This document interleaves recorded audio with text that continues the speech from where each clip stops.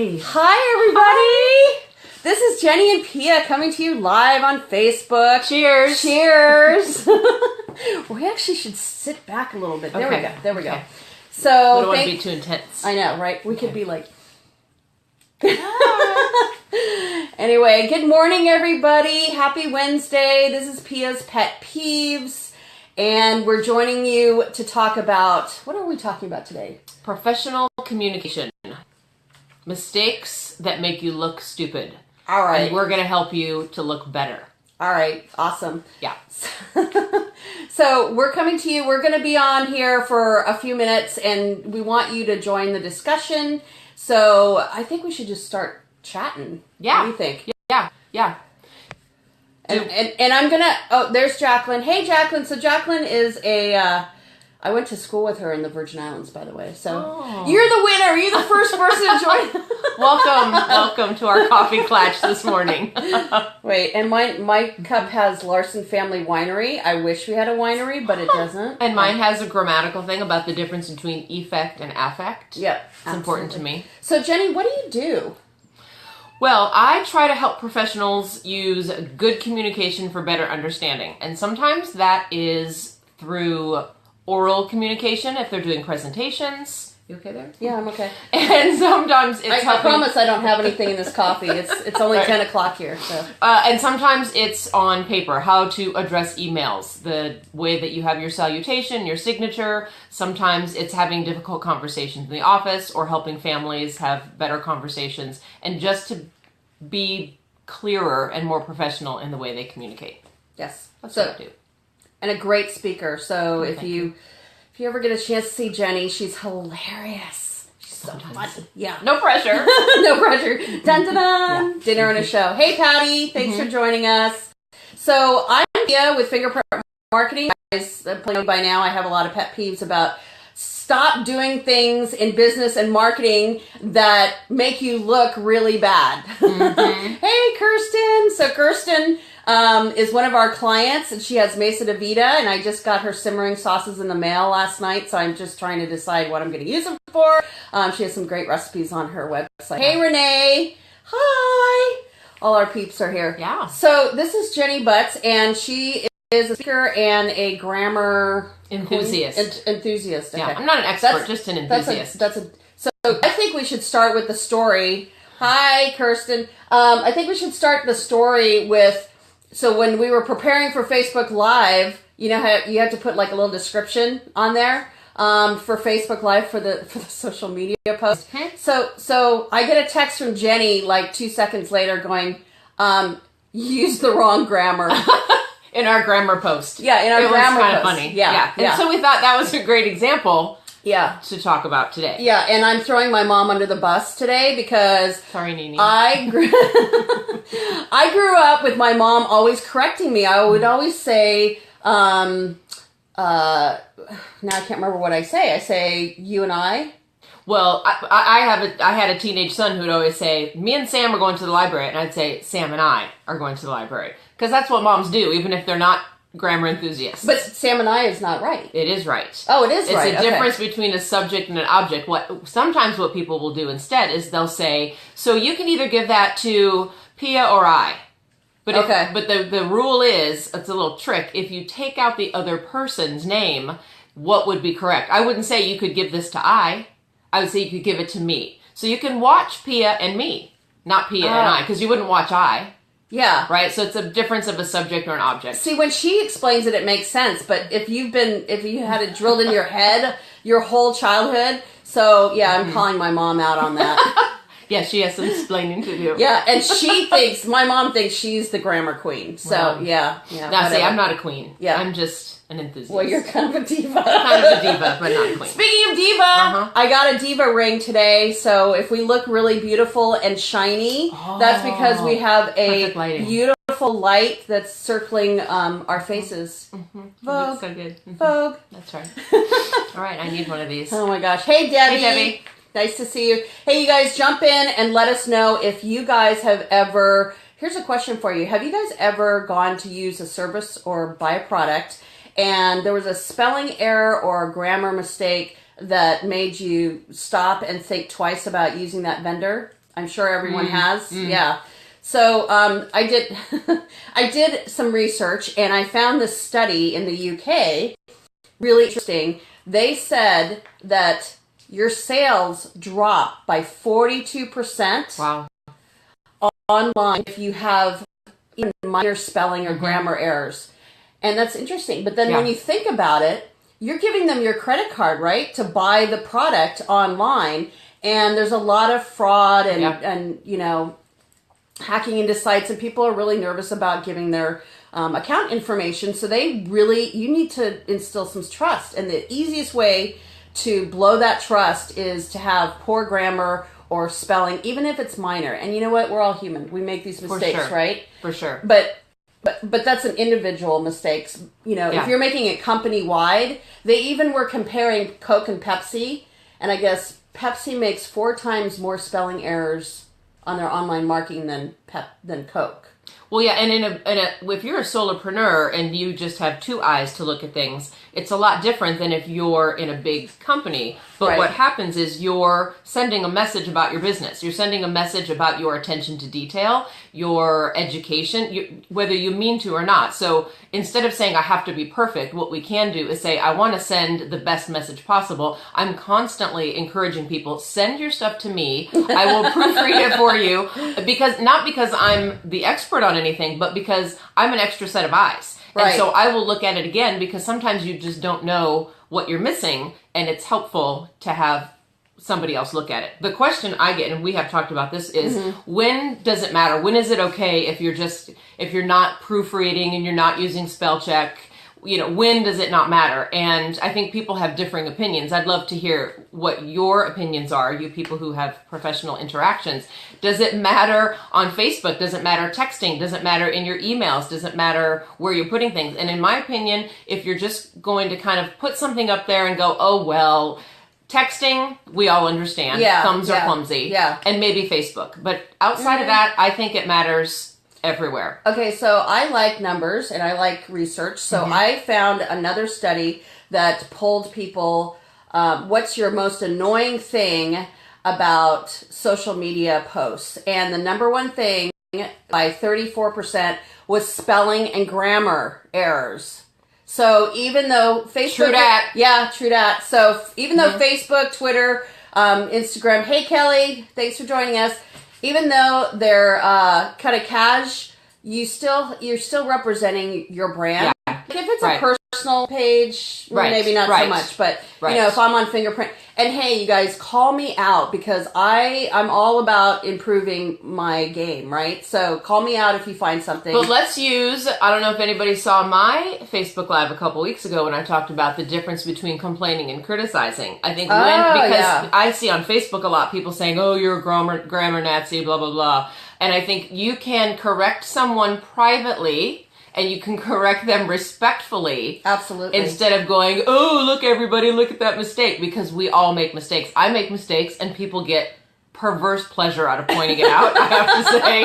And I don't enjoy that. So nobody does. I actually got an email 2 years ago from a client who was upset because I had a typo in my proposal, which that's not good business. Right. And in her email, in her rant, there were spelling errors. Well, see? So it was hard to take her seriously. But yeah, so I was very kind to her, though. I said thank you for bringing it up. So yes, and true, Debbie, that's a good point. How you do one thing is typically how you do everything, that you are representing yourself in the very first impression. And a lot of times writing, whether it's email or your online marketing materials, it's the first impression that people have of you. Right. And if it's I tell people all the time in my presentations or when I'm speaking to them one-on-one, I'll say, no one is distracted by good grammar and punctuation, but someone will be distracted by bad grammar and punctuation, and you probably want their business too. So why would you let that get in the way if you can use other people and other resources to check it for yourself? And like Jenny said before, you know, if you're a solopreneur or you have a small business, we get it. You're wearing so many hats. Yeah. Just, you know what I do too is I ask people from outside the business to review, because then they have fresh eyes. Right. So, fun fact, in college, I had a business, surprise, And I typed papers on a Smith Corona. Yeah, very old school. And I charged a lot of money because people would bring things to me at like 5 minutes to midnight, and they had to bring it in. Yeah, so I mean, your emergency is my my money. Yeah. So I share this story because I would get these papers from people for their master's degree. They're doing their master's degree, and I'm just like, holy hell! How did you get this far? Like, it was painful. Like, I would have to take a break. Like, I'd be reading a couple pages in, and I'm like, what has happened? And this is like, okay, 20, 30, a couple years ago. Anyway, so I just think we've become more relaxed, which is fine because we're social media and we're texting and everything. But truly, how many times have you guys walked into a store? It could be Walmart, it could be Trader Joe's, whatever, and the signage is like blaringly misspelled. And I used to have a series called Marketing Fails. Yeah, I remember. And I got tons of examples from that. Yeah. So just double checking everything. So funny thing too, I don't know if you guys are Mitt Romney fans. I'm not going to get political here, but I think that's wise. But yeah. Let that one go. He is a person. Go. Yeah. So he released an iPhone app during the election, and it spelled something about America, and America was spelled incorrectly. See, we're all human. Yeah. So left and right. We're all human. Exactly. Hey Pam, nice to see you guys. Here's a trick that I like to share with people. Spell check is often wrong. It's not always accurate. One thing that I noticed not long ago, I was writing a book. I have a book. We're going to talk about that in a minute. Okay. And I was writing a book, and I was talking about grammatical and punctuation things. And the difference between your and your is a personal grammatical pet peeve of mine. And so I was writing about that, and as I was writing, "You're welcome," Microsoft Word spell check corrected me to say, in essence, "I think you mean Y-O-U-R, welcome." And I was like, no, Microsoft Word, I don't mean that, actually. So they corrected me incorrectly. So sometimes even the most well-intentioned machines and people who program them are not right. Yeah. So a trick that I have learned is it won't always catch those things, but it will catch some spelling errors. If you're writing something and you read it from the bottom to the beginning, you will only see the words and you won't get caught up with how brilliant your writing is. Oh, that's a great tip. Because you've seen those things a lot to go around to say, look, you're missing all these letters, but our brains put them together. Yeah. And because our brains make up for our own mistakes, of course, we would do that as we're spell checking ourselves and go, oh, it's perfectly fine. Yeah. But if you start from the end and go to the beginning, you'll see the words for themselves and you can catch the-thes sometimes. Yeah. It's a little trick. Yeah. No extra charge for that. Yeah. By the way. I was actually embarrassed. I sent a proposal draft to one of my vendors, and I had a spelling error in there. And I swear to God, I've been in business for 10 years, and I've gone through this with a fine-tooth comb, but because I see it so often, it's like, I think I'm going to have you read it. Yeah. Because, I think that's going to My rates are very reasonable. Just kidding. Yes, I'll read them for you. Yeah. So another grammar mistake that I see a lot of brands do is they say, our fill in the blank is bigger or better. Okay, so your company, your service is bigger or better. Then what? Bigger than what? Better than what? Than it used to be? Right? Yeah, bigger than it used to be. Because what are you comparing yourself? Because brand is bigger. My brand is bigger or better. Than. Okay. Yeah. Yeah, so why should I care? I think that's a good idea. Yeah. To look for those things. Exactly. Yeah. So, also, I got this resume and this application for a tech person last week, and I was so disappointed because I read the whole thing. And I was like, yes, this person's perfect.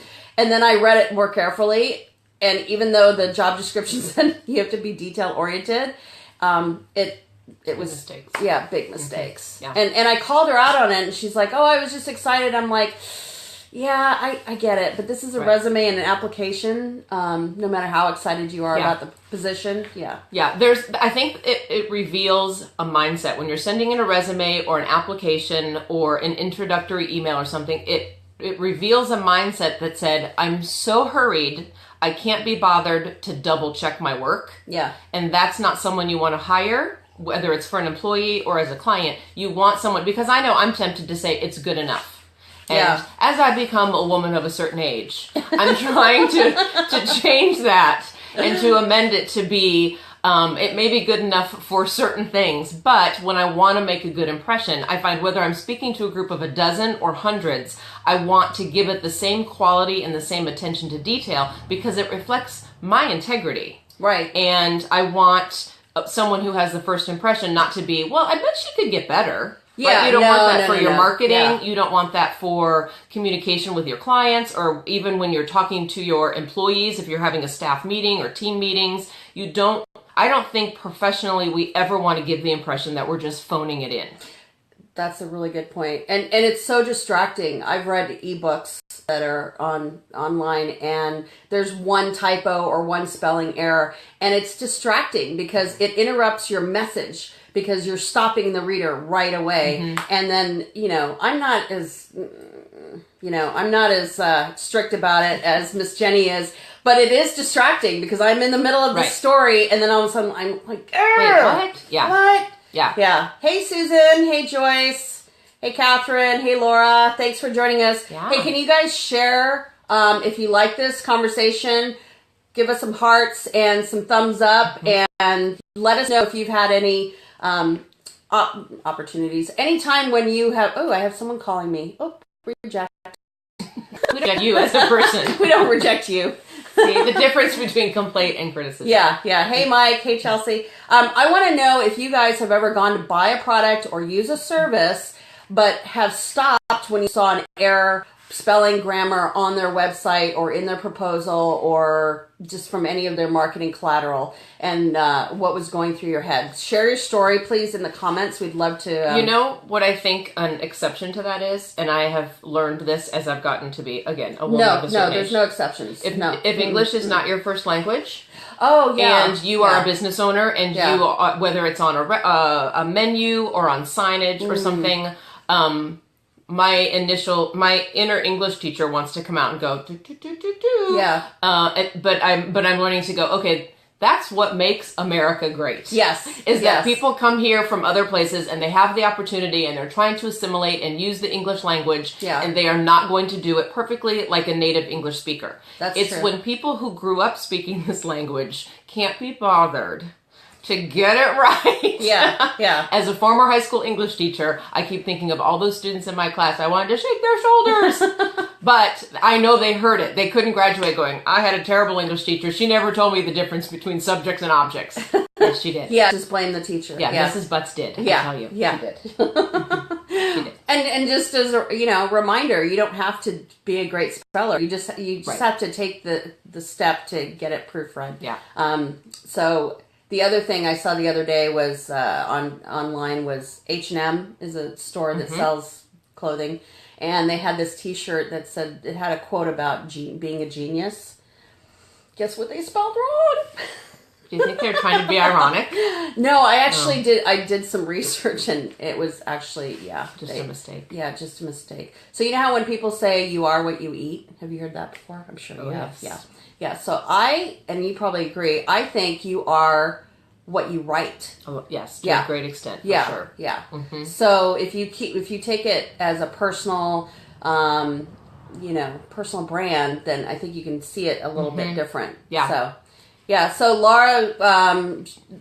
Laura Curry said, this is a weakness of mine. Really wanted to spell it weakness. Funny, Laura. That's funny. So I hire some great professionals. There you go. So yeah. And Pia and I have partnered together on some different projects because we're complementing each other's strengths and helping do damage control in the areas of weakness, and just exponentially increasing the manpower and the hours by saying, I'm going to delegate this. Can you help me with this? Can you hire me for this? Can I hire you for this? And I think that's a smart use of your time and energy, Laura. Yeah, absolutely. And I'm happy to help as well. So, and we talk a lot about spelling and typos. I think grammar is a big not just the wrong grammar, but how you're saying things in your marketing collateral and online, because you have 6 seconds. 6 seconds, you guys. You've heard me say it before, to make a first impression before someone either gets distracted by a shiny object or another tab or a prompt from Facebook. Or a phone call comes in on their screen. Yeah, a phone call comes in. So you have 6 seconds. So you don't want those 6 seconds taken up with poorly written copy on your website. Right. Yeah. Right. Yeah, right. Absolutely. So I think it changed the world. Yeah. Just in the time that we've been here. Yeah, in that short today. time. Yeah. I don't know. So my brand is bigger and better than mine. It is. Your brand is bigger and better than mine. But my brand is WordSpark. Isn't that a pretty cool mug? Yeah, that's a great logo. I wonder who did that for you. Oh, yeah. You should see how we cooperate, because Pia, Fingerprint Marketing, did my website, my award-winning website. So check it out at www.thewordspark.com. Yeah, she's a what did Raj say the other day? You have a way of dancing with words. Oh, I love that. I know, I love that too. Dancing with words, yes. So with me, you don't get to dance with the stars, but I will help you dance with words. Jazz hands, right? Hey, can we talk about this little book that's sitting here? Yeah. So I think I'm the only one left in the world that doesn't have a book published. So I might have to change that in 2017. So this is a great format. Yeah. Debbie Rosemont and I each have this, and many others too. It's called 6-Word Lessons because each of the lessons about this particular topic has 6 words. No. There's a typo. No, there no, isn't. I'm just... You don't freak me out in front of all 4 of these people. Wait a minute, there's more than 4. Okay. Yeah, this was 100 lessons to show up well in personal and professional communication. And so there are lots of little tidbits. I like to think of it as quick lessons before you hop out of your day, to go start your day. Or maybe just keep it in the bathroom so you can be multitasking and learning while you're taking care of other business. Awesome. I mean, business. So we'll post a link to that where you can purchase it. It's on Amazon, and you could just Google Jenni Butz because she's now a published author.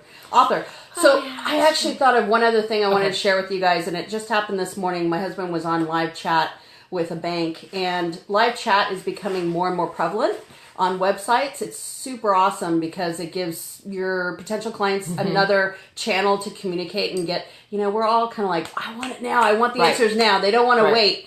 And obviously you can't be on there 24/7, but when you are, I had this with myself. I was looking at this new service, and the guy just popped up and said, "Hey, it looks like you have some questions." I'm like, "Oh, cool." Okay. Apple did that to me when I was on one time. Mm-hmm. It's awesome because I'm so digital ADD. I don't want to wait for the email answer. I want it now, right?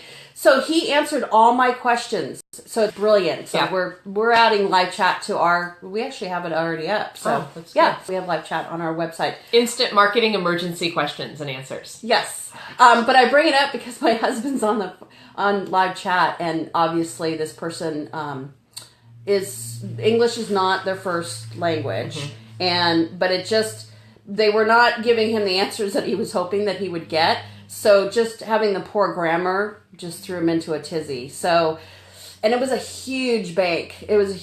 So it didn't really leave a good taste in his mouth. And I understand, some larger companies outsource, but it doesn't make you look good. It really doesn't. Yeah. And it doesn't start Greg's day off very well. No. That's frustrating. Yeah, happy husband, happy Pia. Anyway. That doesn't rhyme, but we'll work on that one. You gotta wordsmith that. So, all right, I'm on it. Hey guys, I think we're done. So thanks for joining us. We're I am on Facebook Live Wednesdays at 10 a.m. with Pia's Pet Peeves, things that piss me off in business and marketing. And Jenni has her own show too, right? Tuesdays at 10 a.m. Yeah. Yes, using good communication for better understanding. So I'm going to be sharing tips from the book and other different things about doing presentations and all kinds of communication tips. Yeah, and it's amazing how you change one word or the way you say something, and it completely changes other people. Like it just transforms them. So And we're the only ones we can control the change, so we might as well start. Exactly. Start with the person in the mirror. The person in the diva light. Thanks, you guys. Have a good... Oh, and I'm off to Thailand. Woohoo! Oh, cheers to you. Woo! Have so much fun. We'll be here in the rain. Yay! Yay! All right. Bye. Bye.